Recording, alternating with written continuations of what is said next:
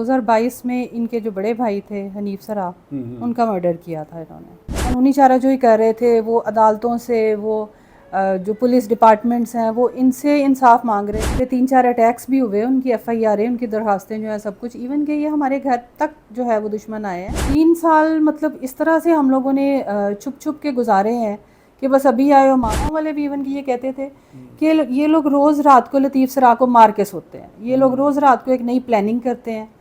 السلام علیکم ناظرین، میں ہوں AD ملک اور مریدکے کے علاقہ میں اپنے آبائی گاؤں جانے والے سپریم کورٹ کے سینئر وکیل لطیف سرا صاحب کو راستے میں تھڑا لگا کر ان کے مخالفین نے موت کے گھاٹ اتار دیا۔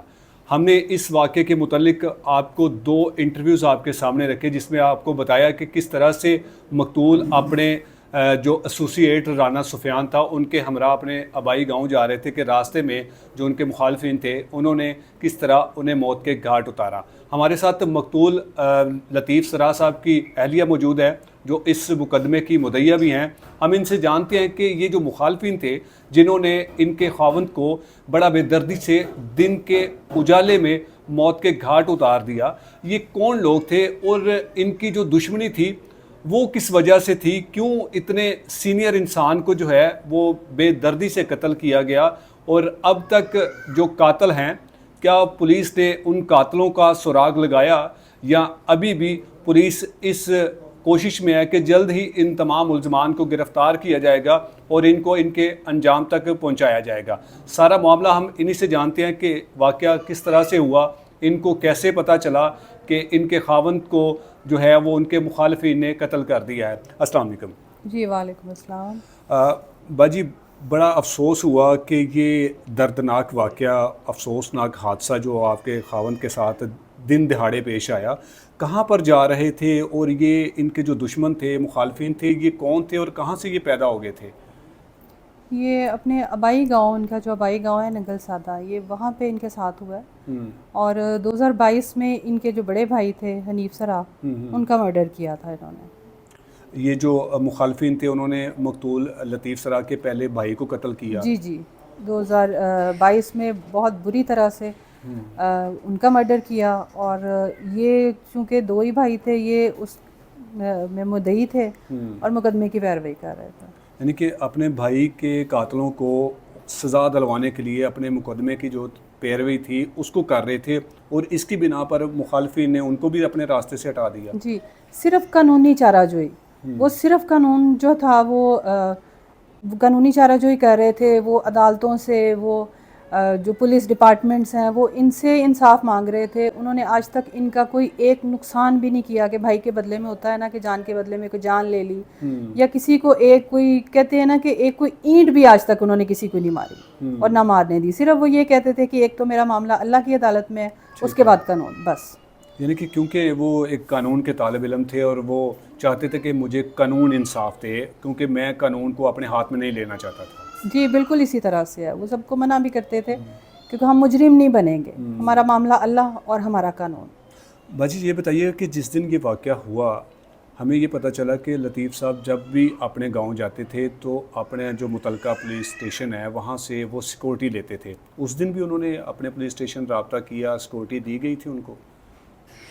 نہیں، اس دن ان کے پاس سیکیورٹی نہیں تھی، اور وہ 3 سال میں پہلی دفعہ ایسے ہوا کہ وہ بغیر سیکیورٹی کے گئے ہیں۔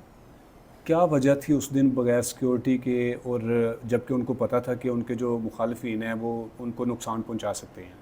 جی بالکل اسی طرح سے تھریٹس تھے، 3 سال سے تھریٹس تھے، ان پہ 3-4 اٹیکس بھی ہوئے، ان کی FIR، ان کی درخواستیں جو ہیں سب کچھ، ایون کہ یہ ہمارے گھر تک جو ہے وہ دشمن آئے ہیں اور ہم لوگوں پہ اٹیکس ہوئے ہیں، سارا کچھ ہوا ہے۔ وہ اس گھر تک پہنچ گئے تھے؟ جی اس گھر تک پہنچ گئے تھے، پارک میں 2 دن بیٹھے رہے تھے، ہمارے آفس کے باہر 2 دن بیٹھے رہے تھے کہ لطیف سرا ادھر سے آئے یا ادھر سے آئے، آج اس کو نہیں چھوڑنا۔ ان کے تھریٹس تھے، سرا صاحب کی ویڈیوز وقتاً فوقتاً جو تھے وہ اپلوڈ کرتے رہتے تھے، وہ حکام بالا سے وہ درخواست کرتے تھے کہ میری جان کو بہت خطرہ ہے، میری جان کو بہت خطرہ ہے، مجھے بتائیں کہ میں کیا کروں، میں کیسے سروائیو کروں۔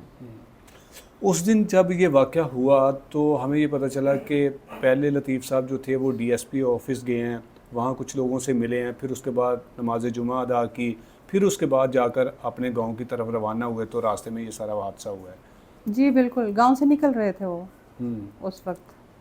تو آپ کو اندازہ ہے کہ کتنے ملزمان تھے جنہوں نے ان کا تھڑا لگایا تھا اور ان پر اٹیک کیا؟ جی یہ 6 سے زیادہ لوگ ہیں. 6 سے زیادہ لوگ تھے. جی 6 سے زیادہ لوگ ہیں. اور یہ وہی مخالفین ہیں جنہوں نے لطیف صاحب کے پہلے بھائی کو قتل کیا تھا؟ جی جی یہ تو بالکل سیم، یہ تو بالکل واضح چیزیں ہیں نا، کیونکہ ان کی طرف سے دھمکیاں ہوتی تھیں اور بہت بری دھمکیاں ہوتی تھیں. ہر بندہ جو ہے وہ للکار رہا تھا.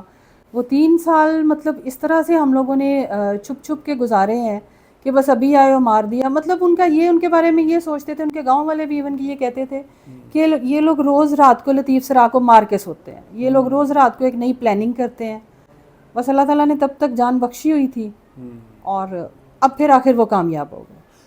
یہ ملزمان جو ہیں یہ اتنے با اثر ہیں، کیا ان کا کاروبار ہے جو انہوں نے پہلے 3 سال پہلے آپ کے جو رشتے میں جیٹھ لگتے تھے ان کو قتل کیا، آج آپ کے خاوند کو قتل کر دیا، تو یہ قانون سے بالا تر لوگ ہیں؟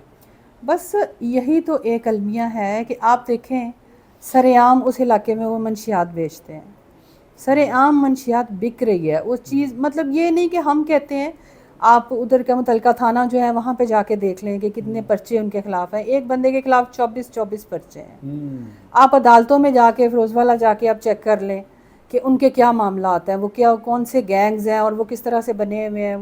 منشیات بیچنا، ننگل سادہ میں اس وقت منشیات کے اڈے جو ہیں وہ سر عام ہیں اور لوگوں کی جائیدادوں پہ قبضہ کر لیتے ہیں، لوگوں کے گھر چھین لیتے ہیں، عورتوں کی عصمت دری کرتے ہیں.